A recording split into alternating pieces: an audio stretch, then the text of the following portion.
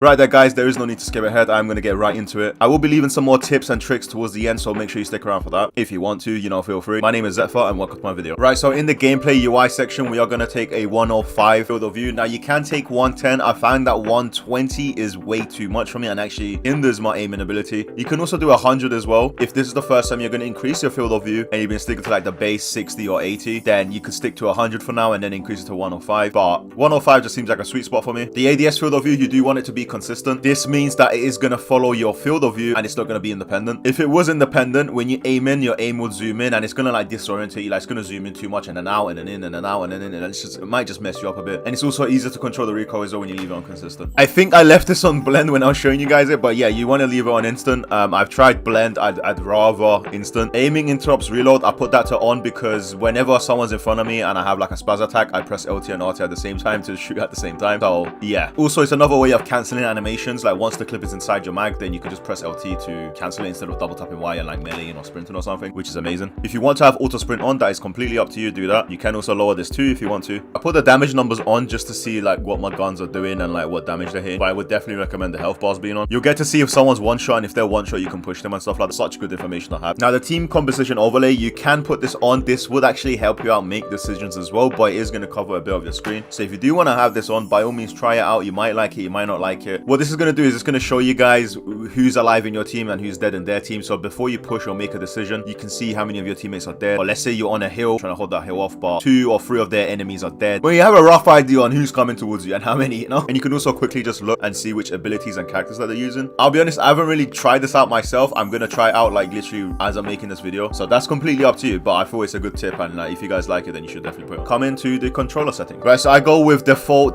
because I do have a controller where I can map the buttons, and I'm gonna get right into that afterwards as well. So that's gonna be part of my tips, so make sure you stick around for that. Now the aim assist, you definitely want to go standard and, you know, max it out. If you don't, PC players will shit on you. Now the aim response curve type, I'll be honest, when I first started playing XDefiant, I left it to standard, but then I read linear and I was like, okay, this does sound nice. And I have been using linear for like some of the videos that you guys have seen in the past. I was using linear, but I'll be completely honest, yo, I'm convinced these shits don't do anything, bro. Like I've been playing for so many years, I don't think it's that deep and I don't think it makes that much of a difference. Or maybe I'm just good at using them all, I don't know. But what I would say is you're good either way, so I'd recommend just leaving it to standard. Now when it comes to the horizontal and the vertical sensitivity, I do leave it to 30-30. In any game I play, whether it's Overwatch or COD or anything, I would never like leave it unbalanced like this where one's higher than the other. That just feels so weird to me. That's like committing one of the 7 deadly sins. I just feel weird. There's like an itch in my balls that I can't do it. I can't do it.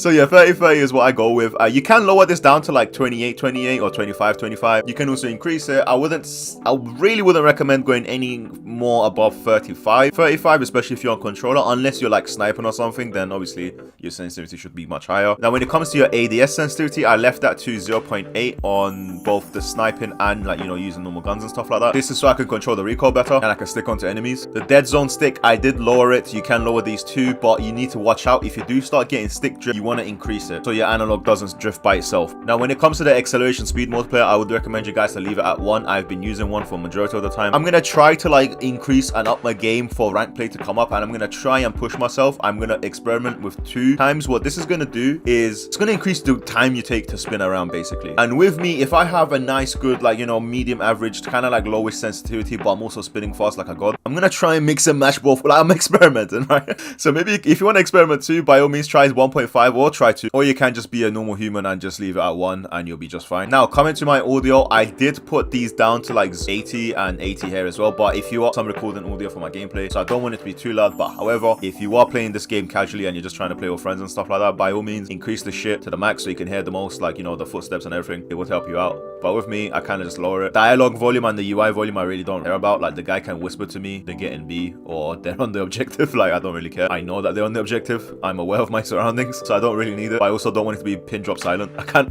of feel lonely at times. I do miss the guy talking to me. So that's why it's on 60. So now the music volume, I'm just gonna lower it because I don't want to get copyright striked. You can listen to all the songs you want, man. Now that is it for my controller setting. But for my Xbox users, I'm gonna help you out massively now. And for those of you that don't have an Xbox or you're a PC player or PS4, still listen up and you might might get an idea on what you should do. I don't want to gatekeep this from you, so do pay attention. For the past 10 years, I've roughly spent only around £80 on a controller, and I've had like 8 controllers. All new, all fresh. I'm going to leave a link to both of these controllers in the description. The first controller is a controller that I use currently right now and that I have been using for many years, like I said. This controller will allow you to shorten your triggers and fire those single shooting guns, single shot firing guns, much quicker. It will also come with 2 extra pairs of analogs. You want to put the extended analog on your right to increase your aiming ability. This will help you massively to control your sensitivity, and it will make everything much easier. If you don't have extended analog, this is it. You need this. Please, like, either buy those extended analog sticks yourself or buy a controller that comes with it, which is what I'm suggesting you to do. I tried those, I forgot what they're called, but most of the pros use them on COD. I tried it, I didn't like them, they didn't feel right, but this feels right. I assure you, like, I'm still using it to this day, bro. I can show you my purchase history on Amazon on how many times I got sent this controller, and the fact that I'm still using it currently right now whilst making this video should tell you everything you need to know. And the other analog you're going to get sent is going to be more round, and this is so your thumb feels less pain when you're trying to sprint. When you're gaming for many hours, your left thumb can hurt and it can feel a bit rough on your thumb, so this just makes you feel zero pain. It also makes you move around quicker and more smooth. It also comes with 4 buttons on the back. Now the buttons are super easy to map. You don't need to even exit the game you're playing or connect it to your PC or do something stupid. Out of all the controllers I've used, whether it's an Elite controller or a Scuff controller, this has the easiest mapping from those. Like, it's not even close. I kid you not, it will take you 3 seconds. So let's say I want a button on the back of my controller to be my jumping button, so I can jump whilst aiming. 3 seconds. But yeah, there's 4 buttons as well, so you can have, what I do is I have one for sliding and one for jumping, and the other extra 2 are just there for extras. Now, I'm not saying that this controller has no cons. The difference is that when there's a problem with this controller, I can easily just send it back and get my money back. It comes with a 2-year warranty. This is the key point. You have, like, 2-year warranty. Now, also, before you make your purchase, please do contact Amazon support and ask them about this 2 years warranty for you to understand what it covers and what it doesn't. If you headbutt your controller and you smash it in half with a hammer, obviously that isn't going to cover the warranty, okay? So I don't want to be liable. I don't want to give you guys false information. They will help you out much better than I can answering your questions. But for example, I've used this controller for a year. It started to get stick drift and it's a bit dusty. I just want a new one. I want a fresh one. And also I want to refresh the 2 years warranty. So the first thing I do is I will contact Amazon support and I'll let them know what's going on, and I'll say, hey, look, my controller has stick drift. It still works perfectly fine. I want to use my 2 years warranty to send it back. They will say, okay, here's this, send it back to us. We'll give you back your money. Then before I send this controller back, I order my new one, right? That has 2 years warranty as well, because every single time you buy this product, you're going to get 2 years warranty. So I order my new one. I wait for the new one to come. Then when the new one comes, then I send back the old one, because I don't want to be left without a controller. And there you go, rinse and repeat. I just got my money back from sending the old one, and see, like, nothing is going out my account. I haven't bought a controller for the last 10 years. I kid you not. This is a joke.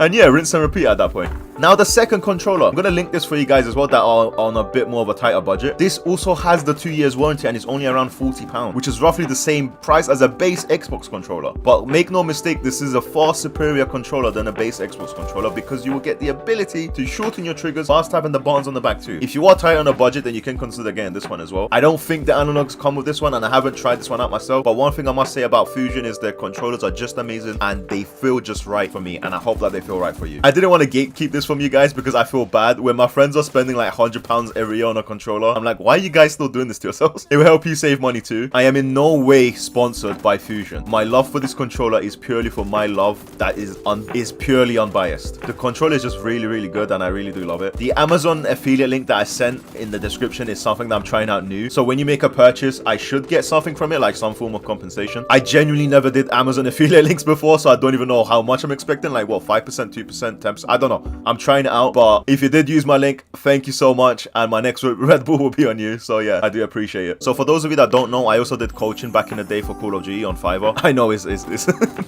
I know it's kind of embarrassing, but basically, if you stick to the same sensitivity and use the same controller over many years, it is impossible for you to do bad. Your main issue is you probably keep changing your sensitivity if you're watching this video. You need your muscle memory to develop, guys, and if you keep changing your aim, it's going to be just as confused as you are. So in all FPS games, people, when I mean people, I mean pro gamers and sweaty bangouts, they would take at least 30 minutes to go into the practice range and just to practice their aim, you know, just to shoot around. But I'll be honest, I've never done this. It's never been that deep and that serious to me. But however, if you are going to try a new sensitivity and try and get used to it, going to the practice range for a bit and shooting around might help you out a bit. But I cannot stress this enough. You really do need your muscle memory to develop, guys, so you can just keep locking onto those targets in a quick and a fast manner. What I like to do is I like to picture scenarios in my head. So for example, when I'm running and I want to go right into the doorway, I need to do it so like I do it smoothly. And let's say someone just walked to my left, I could just quickly like shoot to the left. Like, you know, I think of scenarios and like, you know, and by all means practice, see what it takes for you to get used to your aiming sensitivity so you can just keep snapping and looking onto targets.